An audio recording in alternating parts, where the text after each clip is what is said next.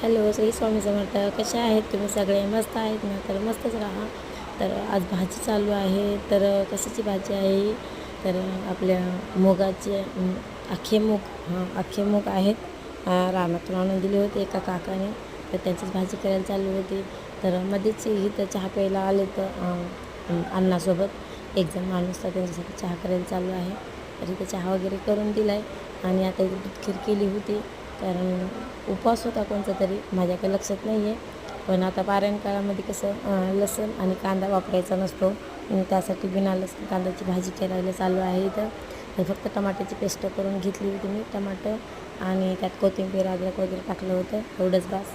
तर ते टाकलं तेलामध्ये, खालीवरी केलं आणि आपले जे मूग आहेत अख्खे मूग, तर ते पण थोडेसे बारीक करून घेतले म्हणजे एकजीव होईल भाजी त्यासाठी.